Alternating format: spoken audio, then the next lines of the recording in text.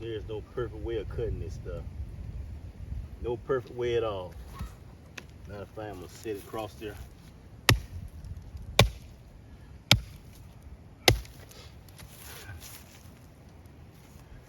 When I was growing up,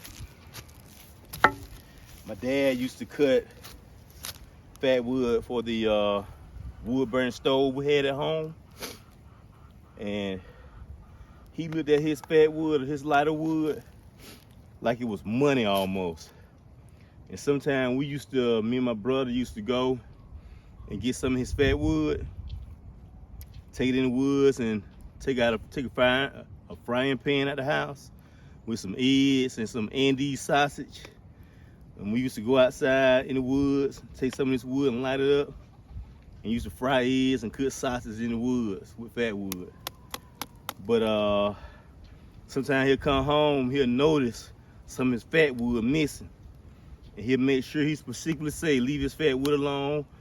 Or he may mention something to my mother that don't use too much fat wood to light the stove. But anyway, he really valued this stuff because as you see right now, it takes time coming out here cutting this stuff and using it for the fireplace. It's hard to find. It can be hard to find sometimes, especially if you live a little far from your resources, because a lot of times my dad had to drive out 17 miles out in the country and find stumps when we were getting wood during the winter. And then we live by a small patch of woods in town, and sometimes he'll run across a stump down there and he'll get it. But still, just taking time,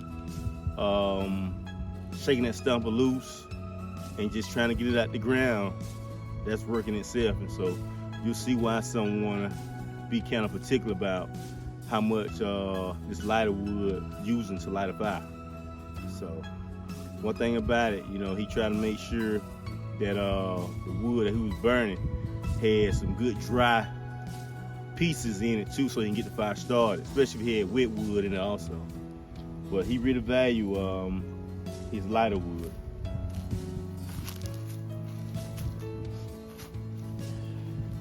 So tell us about the time y'all had to get wood as children. Well, it was like a day like this, pretty much. It was in the wintertime, and we got up early that morning, before daybreak. It was before daybreak. We got up early that morning. Of course, we weren't out there in the woods before daybreak, but he got us up, got a little breakfast, and that day it was probably below freezing. It was cold. And I remember we were going to Boston, Georgia, and this farmer had just pushed up a lot of trees. Like he was gonna turn a piece of property into some pasture or some farming ground.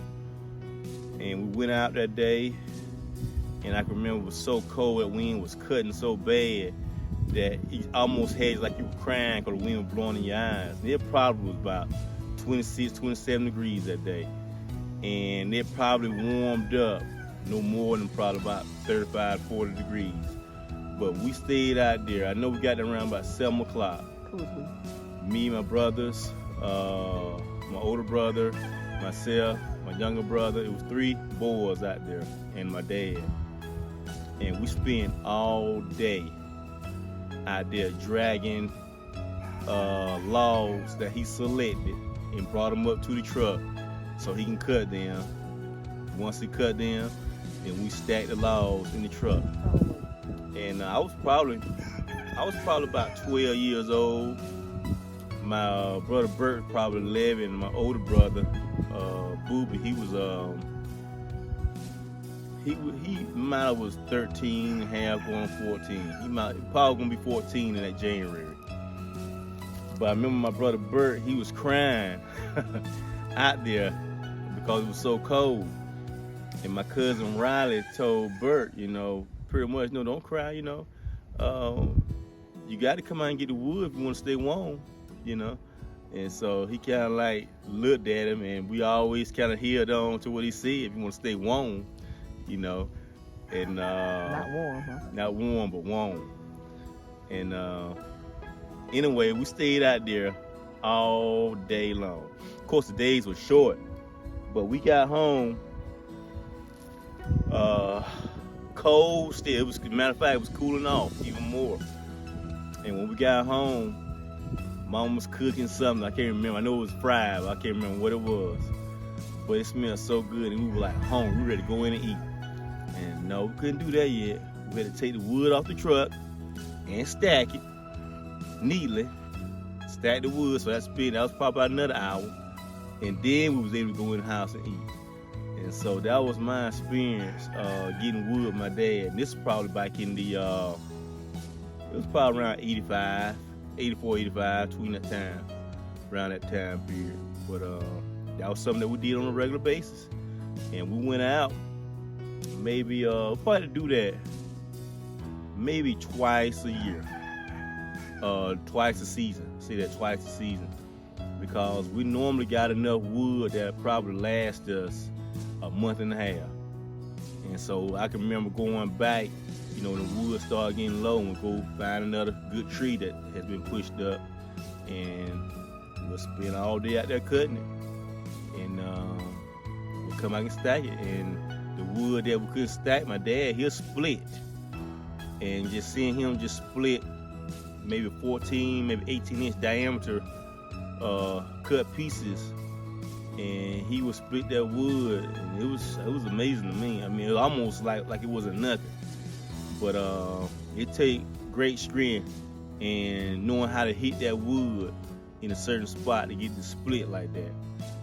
But he'll split probably that day, maybe 20 pieces of that wood that big. He'll split it, and then we had to come out and stack it. And then the ones that stack it in trucks. Stack it around the house, you know, cause some of that wood be so big you can't stack it, you got to split it. And so we stack that wood too. And what we don't stack, we bring it in the house, and we use it to burn that night, stay warm.